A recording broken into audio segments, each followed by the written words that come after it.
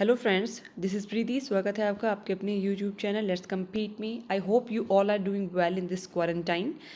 जैसे कि आप सभी जानते हैं कि हमारे चैनल पर इस वक्त सीटेट 2020 के लिए पेपर 2 के लिए साइंस सीरीज चल रही है। तो काफ़ी सारे टॉपिक हम डिस्कस कर चुके हैं। बेसिकली हम एनसीईआरटी कवर कर रहे हैं। तो उसी कड़ी में हम आज एक इंपॉर्टेंट टॉपिक डिस्कस करने वाले हैं, that is reaching the age of adolescence. बहुत इंपॉर्टेंट टॉपिक है सीटेट के पॉइंट ऑफ व्यू से। कई बार क्वेश्चन पूछे गए हैं इससे, ठीक है। इसको हिंदी में कहा जाता है किशोरावस्था की ओर। तो कुछ इंपॉर्टेंट क्वेश्चंस मेरे को डिस्कस करने हैं यहाँ पे। बेसिकली इन क्वेश्चंस के माध्यम से पूरा चैप्टर हमने कवर करा है। तो इस चैप्टर से इनके अलावा कोई क्वेश्चंस नहीं बनता है, इसलिए आपको वीडियो पूरी देखनी होगी। चलिए शुरू करते हैं फिर अपने क्वेश्चंस। देखिए, question number 1 is adolescence age is. किशोरावस्था की जो एज होती है वो क्या होती है? तो वो होती है आपकी 11 to 19 ईयर, ये आपको ध्यान रखना है। और किशोरावस्था जो एज होती है इसको टीन एज भी कहा जाता है, टीन ईयर्स, ठीक है। तो ये हो गया 11 to 19 ईयर एडोलेसेंस की age. Question number 2 is both a boy and a girl reach their maximum height at the age of. लड़का लड़की अपनी मैक्सिमम हाइट तक कौन सी एज में पहुंच जाते हैं? ऑप्शन नंबर ए है 25 year, option number B 18 year, option number C 20 year, option number D is 30 year. तो देखिए, कोई भी लड़का या लड़की हो वो 18 साल तक अपनी मैक्सिमम हाइट कवर कर लेता है, मैक्सिमम हाइट तक पहुंच जाता है, ठीक है। चलिए जी, अगला क्वेश्चन हमारा बनता है what are the characteristic of puberty. Puberty के क्या क्या कैरेक्टरिस्टिक होते हैं? प्यूबर्टी क्या होती है? प्यूबर्टी को हिंदी में कहा जाता है यौवनावस्था। तो उसके कुछ कैरेक्टरिस्टिक्स होते हैं, वो हमको बताने हैं बेसिकली। इंक्रीज इन हाइट, लंबाई का बढ़ना। वॉइस चेंज हो जाना। Reaching mental intellectual and emotional maturity, बच्चे के अंदर मेंटल इंटेलेक्चुअल और इमोशनल मैच्योरिटी का आना, and all of the above. तो देखिए, प्यूबर्टी में बेसिकली क्या होता है, हाइट भी इंक्रीज होती है जब आप यौवनावस्था की उम्र में होते हैं। वॉइस भी चेंज होती है बच्चे के। आपने देखा होगा लड़के की वॉइस थोड़ी भारी हो जाती है, लड़कियों की वॉइस थोड़ी पतली रह जाती है। बच्चे के अंदर एक मेंटल इंटेलेक्चुअल मैच्योरिटी आ जाती है। तो इसका आंसर होगा ऑल ऑफ द अबव, ठीक है। Option number D, all of the above. और देखिए, सिर्फ यही कैरेक्टरिस्टिक नहीं होते हैं, इसके अलावा क्या होता है कि जो आप में सिबेशियस ग्लैंड्स होती हैं या ऑयल ग्लैंड्स होती हैं वो भी एक्टिव हो जाती है काफ़ी। तो ये सब मिला करके कुछ कैरेक्टरिस्टिक्स है प्यूबर्टी के। देखिए, इसमें ये तो आप समझ सकते हैं क्योंकि प्यूबर्टी से हर इंसान गुजरा है। तो इसको अगर आप नहीं भी पढ़ेंगे तब भी आप इसका आंसर बता पाएंगे आराम से, कोई ऐसी बात नहीं है। Question number 4 is growing voice box, या जिसको कहा जाता है लैरिंग्स, और protruding part of the throat is called. देखिए, इसका मतलब है हिंदी में समझाऊं तो जो आपका स्वर यंत्र होता है, ठीक है। स्वर यंत्र जो हमारा होता है, या इसको इंग्लिश में लैरिंग्स कहा जाता है, जब वो आकार में बढ़ता है तो वो गले से एक बाहर की तरफ उसकी संरचना होती है, गले से बाहर की तरफ निकलना। तो बेसिकली वो उसको हम उस वक्त कहते क्या है? तो उसको हम कहते हैं एडम्स एप्पल। मोस्ट इंपॉर्टेंट है, उसको कहा जाता है एडम्स एप्पल, ठीक है। आपने अपने गले पर देखा होगा, जब आपने गले पर हाथ फेरते हैं तो एक गोल आकार की हड्डी जैसी संरचना आपको मिलती है। बेसिकली वही एडम्स एप्पल है, जिसको हम लैरिंग्स भी कहते हैं, स्वर यंत्र भी कहते हैं। तो क्या होता है, बच्चे के अंदर लैरिंग्स छोटा होता है, लेकिन जैसे जैसे आपकी एज बढ़ती जाती है तो लैरिंग्स का आकार बढ़ता जाता है, और लड़कों में स्पेशली ये आकार काफ़ी बढ़ जाता है। तो एडम्स एप्पल लड़कों में काफ़ी विजिबल होता है as compare to girls. Girls में जो एडम्स एप्पल है वो उतना विजिबल नहीं होता है, बढ़ता दोनों में है साइज में, लेकिन विजिबल लड़के में ज़्यादा होता है। तो पूछा जाता है एडम्स एप्पल बेसिकली क्या है? तो जब आपका स्वर यंत्र या लैरिंग्स साइज में बढ़ने लगता है, जैसे जैसे आपकी एज बढ़ती है, तो वो आपके गले पर क्लियरली दिखने लगता है। तो इसी को हम कहते हैं Adam's apple. Question number 5 is endocrine glands क्या होती है? बेसिकली अंतःस्रावित ग्रंथियां इनको कहा जाता है। देखिए, बहुत इंपॉर्टेंट क्वेश्चन है, सीटेट में पूछा हुआ है कई बार। आर डक्टलेस, नलिका विहीन होती हैं। Release hormone directly into blood, blood में डायरेक्ट हार्मोन रिलीज करती हैं। A and B, none of these, ठीक है। तो इसका ऑप्शन होगा option number C, A and B. देखिए, जो एंडोक्राइन ग्लैंड्स होती है वो डक्टलेस ग्लैंड होती हैं, उसमें नलिकाएं नहीं होती है, जिनके थ्रू जो है हार्मोन्स जाते हैं, ठीक है। जब और यही वजह है कि जब उसमें नलिका नहीं होंगी तो वो डायरेक्टली अपने हार्मोन्स को ब्लड में रिलीज कर देती है, ठीक है। तो एंडोक्राइन ग्लैंड में आपको ध्यान रखना है वो डक्टलेस होती हैं और डायरेक्टली अपने हार्मोन्स को ब्लड में रिलीज कर देती है। Question number 6 is people get acne because, जो लोगों को पिंपल्स होते हैं वो किस वजह से होते हैं? और वो बेसिकली जो आप एडोलेसेंस एज होती है उसमें सबसे ज़्यादा पिंपल्स निकलते हैं। तो क्यों होता है ऐसा? देखिए, वो होता है basically increase activity of sweat and sebaceous gland. जब आपकी स्वेद और तेलीय ग्रंथियां हाईली एक्टिव हो जाती हैं, और वो एक्टिव होती हैं एडोलेसेंस एज में, किशोरावस्था में, तब जाके आपको एक्ने की प्रॉब्लम होती है। तो पूछा जाता है क्यों होती है एक्ने की प्रॉब्लम? तो जब आपकी स्वेट, जिसको हिंदी में पसीना कहा जाता है, श्वेत ग्रंथियाँ इंक्रीज होते, उनकी एक्टिविटी बढ़ जाती है, या फिर आपकी तेलीय ग्रंथियों की एक्टिविटी बढ़ जाती है। ठीक है, क्वेश्चन नंबर अगला देखते हैं हम। Change occurs at adolescence are controlled by. Adolescence age, जो किशोरावस्था में जो हमारे शरीर में चेंजेस आते हैं, ठीक है, जैसे आपकी लंबाई बढ़ गई है, आपकी मोटाई बढ़ गई है, आपका बॉडी स्ट्रक्चर चेंज हो रहा है, आपकी आवाज़ चेंज हो रही है, कुछ आप में सेकेंडरी सेक्सुअल कैरेक्टर्स डेवलप हो रहे हैं, तो वो किसकी वजह से होते हैं? वो उनको कंट्रोल कौन करता है? तो उनको कंट्रोल्स करते हैं हार्मोन्स। ये आपको ध्यान रखना है। ठीक है, चलिए अगला क्वेश्चन है। हार्मोन्स आर बहुत important topic question for CTET। Hormones क्या होते हैं? Basically chemical substances secretion from endocrine gland, A and B both, none of these. तो इसका ऑप्शन होगा option number C, A and B both. Hormones chemical substances है obviously, and ये endocrine gland के द्वारा सिक्रीट होते हैं, अंतरस्रावित ग्रंथियों के द्वारा ये सिक्रीट होते हैं। चलिए अगला क्वेश्चन है। Male and female reproductive hormones are most important है क्वेश्चन CTET के लिए या रीट के लिए, MP-TET, जो भी आप टेट दे रहे हैं। मेल एंड फीमेल का जो रिप्रोडक्टिव हार्मोन है, या इसको बोल सकते हैं आप सेक्स हार्मोन्स, कौन सा होता है? तो देखिए, इसको आपको ध्यान रखना होगा। मेल के अंदर जो सेक्स हार्मोन होता है वो होता है टेस्टोस्टेरोन, इसका ऑप्शन है option number B. And female के अंदर जो हार्मोन होता है वो होता है ईस्ट्रोजन। ठीक है, ये तो देखो इसमें कुछ ट्रिक नहीं है, ये तो आपको बस याद रखना है कि फीमेल के अंदर जो सेक्स हार्मोन होता है वो ईस्ट्रोजन है, और मेल के अंदर जो सेक्स हार्मोन होता है वो टेस्टोस्टेरोन है। टेस्टोस्टेरोन जो है वो टेस्टिस से निकलता है, और ईस्ट्रोजन ओवरीज से निकलता है, ये आपको ध्यान रखना है। ठीक है जी, चलिए अगला क्वेश्चन है। Hair on the body part of the boy and girl during puberty are. Puberty, यौवन अवस्था में जब लड़के और लड़की के बॉडी पार्ट पर हेयर का निकलना या हेयर का आ जाना, वो बेसिकली क्या समझा जाता है? उसको प्राइमरी सेक्सुअल कैरेक्टर कहते हैं, या सेकेंडरी सेक्सुअल कैरेक्टर कहते हैं, या नन ऑफ दीज, या ऑल ऑफ द अबव। तो उसको हमेशा कहा जाता है सेकेंडरी सेक्सुअल कैरेक्टर्स। देखिए, प्राइमरी सेक्सुअल कैरेक्टर और सेकेंडरी सेक्सुअल कैरेक्टर में डिफरेंस क्या है? प्राइमरी सेक्सुअल कैरेक्टर्स बेसिकली ये होता है कि जब लड़का और लड़की रिप्रोडक्शन के लिए तैयार हो जाए, तब हम उसको कहेंगे कि उसमें जब जो चेंजेस आ रहे हैं, मतलब टेस्टिस का कम्प्लीटली डेवलप हो जाना, ओवरीज का कम्प्लीटली डेवलप हो जाना, तो वो आपके आते हैं प्राइमरी सेक्सुअल कैरेक्टर में। उसके अलावा जो अदर जो प्यूबर्टी में चेंजेस आते हैं, जैसे कि आप बच्चों में, लड़कों में दाढ़ी का आना हो जाता है, या फिर आपका जो है बॉडी पार्ट पे हेयर का आना, तो वो सब के सब सेकेंडरी सेक्सुअल कैरेक्टर में है, इसको आपको ध्यान रखना है। ठीक है, चलिए जी अगला क्वेश्चन है। Hormones secreted by endocrine glands are controlled bye.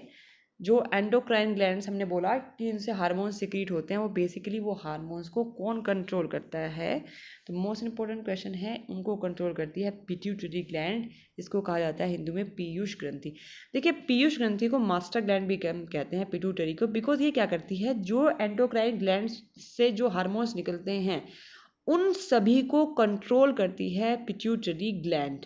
ठीक है, ये आपको ध्यान रखना है। कोई भी हार्मोन अगर एंडोक्राइन ग्लैंड से सिक्रीट होता है तो वो कंट्रोल होता है पिट्यूटरी ग्लैंड से। एक एग्जांपल मैं आपको देती हूँ उसका, तब आपको उससे समझ में आएगा। फिर एक फिगर भी हमने इसमें बनाया है, उससे आपको क्लियर होंगी चीज़ें। देखिए, मैंने बोला कि टेस्टिस से आपका सिक्रीट होता है टेस्टोस्टेरोन, ठीक है, जो कि एक मेल हार्मोन है, और ओवरी से सिक्रीट होती है आपका ईस्ट्रोजन, जो कि एक फीमेल हार्मोन है। तो होता क्या है कि ये दोनों हार्मोन सिक्रीट तो होते हैं, लेकिन कितनी मात्रा में सिक्रीट होना है, कब सिक्रीट होना है, ये सब कौन करेगा? ये सब करेगी आपकी पिट्यूटरी ग्लैंड। तो पिट्यूटरी ग्लैंड बेसिकली क्या करती है? पिट्यूटरी ग्लैंड अपने हार्मोन्स निकाल करके वो टारगेट साइट पे लेकर के जाती है, अपने हार्मोन्स सिक्रीट करती है, वो लेके जाएगी टेस्टिस के पास और ओवरी के पास। उसके बाद इन दोनों को स्टिमुलेट जब ये दोनों हो जाएंगे, तब टेस्टिस से टेस्टोस्टेरोन निकलेगा और ओवरी से ईस्ट्रोजन निकलेगा। एक फिगर से आप इसको समझो। देखिए, hormones from pituitary stimulate testes and ovaries to release testosterone in male and estrogen in female। Pituitary gland क्या करती है? कुछ हार्मोन्स सिक्रीट करती है, वो जाते हैं टेस्टिस के पास और ओवरीज के पास, और इन दोनों को स्टिमुलेट करते हैं।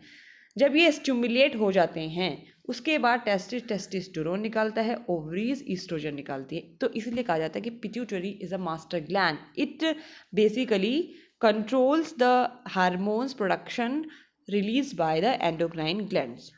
तो ये आप फिगर में देखो, उसके बाद क्या करती है, release in the blood stream and reach part of the body, target site पे पहुंचता है पिट्यूटरी का हार्मोन। और टारगेट साइट आपकी इस केस में जो हमने एग्जांपल दिया है ओवरी एंड टेस्टिस हैं। और उसके बाद stimulate changes in the body at onset of puberty. और उसके बाद क्या होता है, जो चेंजेस होने होते हैं प्यूबर्टी में टेस्टोस्टेरोन और ईस्ट्रोजन की वजह से वो हो जाते हैं। अगला क्वेश्चन आपका, menarche and menopause age in women are. Woman में जो रजो स्त्राव है या जो मेनोपॉज होता है उसकी एज क्या होती है, तो इसका आंसर आपका होगा 10 to 12 year and 45 to 50 year. Most important है ये, ठीक है, पूछा जाता है। तो जो वीमेंस के अंदर जो मेंस्ट्रुएशन जो साइकिल होती है, मेंस्ट्रुअल साइकिल होती है, वो शुरू होती है 10 से 12 की उम्र में और ख़त्म होती है 45 to 50 ईयर्स में, ठीक है। चलिए जी, question number 13 is reproductive age in woman starts when there. Women's के अंदर रिप्रोडक्टिव स्टेट कब शुरू होती है, when there menstruation start, body weight increases, none of these, breast start developing. तो इसका आंसर होगा जब उनका मेंस्ट्रुएशन स्टार्ट हो जाता है। Question number 14 is among following which is endocrine gland. इनमें से कौन सी अंतर्स्रावित ग्रंथि है, पिट्यूटरी, थायराइड एंड एड्रिनल। तो इसका ऑप्शन है ऑल ऑफ द अबव, ये तीनों ही एंडोक्राइन ग्लैंड्स हैं। Insulin is secreted by, most important है, इंसुलिन किससे सिक्रेट होता है, तो इंसुलिन सिक्रेट होता है पैनक्रियाज से।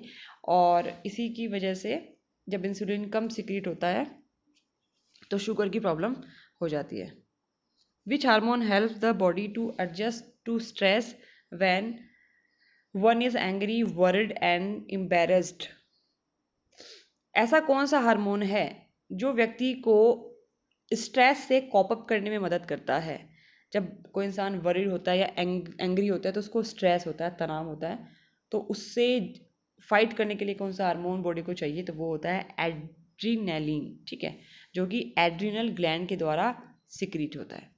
Goitre is caused due to, घेंगा रोग किसकी वजह से होता है, देखिए घेंगा होता है डिक्रीज, जब लेवल डिक्रीज हो जाता है, डिक्रीज लेवल ऑफ थायरोक्सिन, जब थायरोक्सिन का लेवल डिक्रीज हो जाता है तो ग्वाइटर होता है, घोंगा होता है, घेंगा होता है। और जो ग्वाइटर है बेसिकली ये थायराइड ग्लैंड जब हमारी होती है उसमें जब थायरोक्सिन का सिक्रीशन कम होता है तो तब हमको ग्वाइटर होता है। Growth hormone is secreted by, growth hormone किससे सिक्रेट होते हैं, तो पिट्यूटरी ग्लैंड से सिक्रेट होते हैं। अच्छा, ये अगला क्वेश्चन देखो, इन frog Metamorphosis is controlled by, मेंढक में जो मेटामॉर्फोसिस होती है जिसको कायांतरण कहते हैं हिंदी में, वो किसके द्वारा कंट्रोल होती है, तो वो कंट्रोल होती है बेसिकली थायरोक्सिन के द्वारा। Most important question for CTET and CTET वालों का मोस्ट फेवरेट क्वेश्चन है ये, पता नहीं कितनी बार क्वेश्चन में पूछा गया है। देखिए कायांतरण पहले क्या होता है, मेटामॉर्फोसिस को आप समझो, लार्वा से अडल्ट का बनना मेटामॉर्फोसिस है। When larva gets converted into adult तो हम उसको बोलते हैं मेटामॉर्फोसिस या कायांतरण, ठीक है, रूपांतरण, लार्वा का एडल्ट में बनना। तो जब मेंढक के केस में क्या होता है, अगर एक देखो, एक इसको अच्छे से समझना, एक पानी है, पानी में मेंढक आपको पता है अपने अंडे देता है जो भी है, ठीक है, तो जब लार्वा बन जाता है मेंढक का तो हम उसको उस केस में कहते हैं टेडपोल, मेंढक के लार्वे को एक उसके लिए पर्टिकुलर नाम दिया गया है टेडपोल। तो टेडपोल से मेंढक तभी बनेगा जब थायरोक्सिन अच्छी मात्रा में सिक्रीट होगा, ठीक है, ये हो गया क्वेश्चन एक, तो क्या आपको समझ आ गया। दूसरा ये है कि थायरोक्सिन को अब ज़्यादा मात्रा में सिक्रीट करने के लिए क्या चीज़ चाहिए, तो वो उसके लिए आपको ध्यान रखना होगा आयोडीन।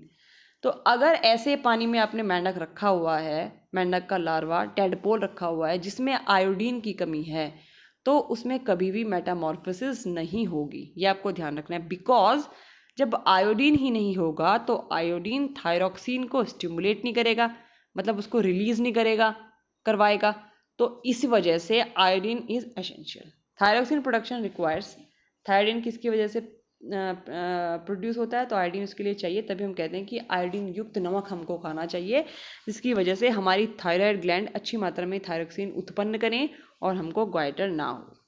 चलिए ये फिगर आप देखो, जिससे आपको थोड़ा समझ आएगा कि जो हम ग्लैंड्स जो डिस्कस कर रहे थे बेसिकली वो कहाँ पर होती हैं। पिट्यूटरी ग्लैंड है, ये माइंड में होती है। थायराइड ग्लैंड आपको पता है गले में होती है। एड्रिनल ग्लैंड किडनी के ठीक ऊपर दो आपको एड्रिनल ग्लैंड दिखाई दे रही हैं येलो कलर की।